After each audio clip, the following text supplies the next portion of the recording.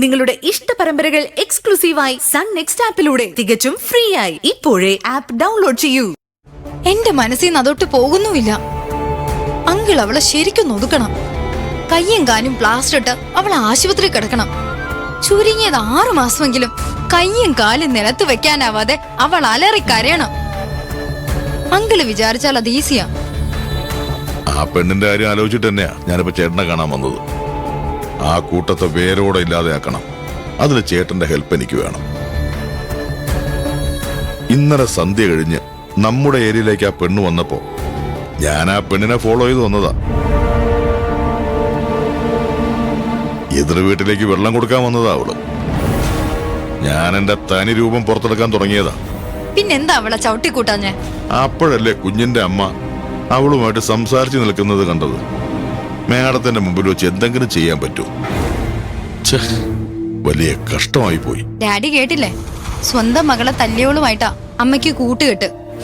നിന്റെ അമ്മയുടെ ഉദ്ദേശം എന്താണെന്ന് എനിക്ക് മനസ്സിലാവുന്നില്ല മോളെ. 2 എണ്ണം കിട്ടാത്തതിന്റെ കുറവുണ്ട്. അത് കിട്ടിയ ഒക്കെ ശരിയാവും. അങ്കിൾ, ആ പെണ്ണും ഈ വീടുമായിട്ട് ഒരു ബന്ധവും ഇല്ല, ഉണ്ടാകുകയില്ല. ഞങ്ങളുടെയൊക്കെ ശത്രു അവള്. അവളെങ്ങ് ശരിയാക്കി വിട്ടേക്ക്. ഇവിടെ ആരും ഒന്നും പറയില്ല, എന്റെ അമ്മയടക്കം. അത് ഞാൻ ഏറ്റു. നമസ്കാരം. മനു, നീ ഇവിടെ ഉണ്ടായിരുന്നു? ഞാനൊന്ന് പുറത്തു പോയതാണോ? സുഖം തന്നെടാ. സുഖമായിരിക്കുന്നു. നമസ്കാരം മേഡം. അമ്മ ഒന്നവിടെ നിന്നേ.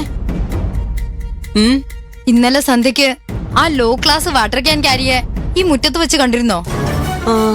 ലോ ക്ലാസ് കാര്യം ഞാൻ കണ്ടില്ല.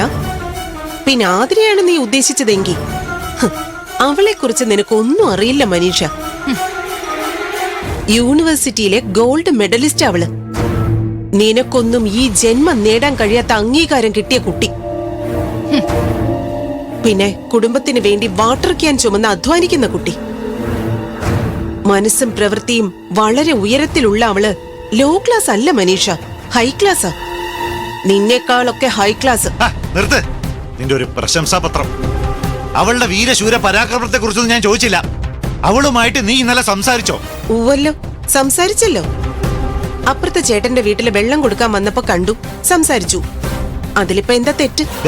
ഈ ഏരിയയിലേക്ക് വെള്ളം കൊടുക്കുന്നതേ ദാ ഈ ചന്ദ്രനാ. അപ്പൊ എങ്ങനെ അവള് അവിടെ വെള്ളം സപ്ലൈ ചെയ്യുന്നേ? അത് പിന്നെ ആവശ്യക്കാർക്ക് സമയത്തിന് കൊടുത്തില്ലെങ്കിൽ ആളുകൾ മറ്റുള്ളവരെ ആശ്രയിക്കും, അത്രേ ഉള്ളൂ. അതിന് മറ്റുള്ളവർ പറഞ്ഞിട്ട് എന്താ കാര്യം? മേഡം, അങ്ങനെ ഒരു കംപ്ലൈന്റ് എന്റെ ശ്രദ്ധയിൽപ്പെട്ടിട്ടില്ല. ഇനി ഒരു പ്രശ്നം ഉണ്ടാവില്ല. സമയത്തിന് ഞാൻ വെള്ളം എത്തിച്ചോളാം. അപ്പൊ ശരി, ഞാൻ ഇറങ്ങട്ടെ. ചന്ദ്ര,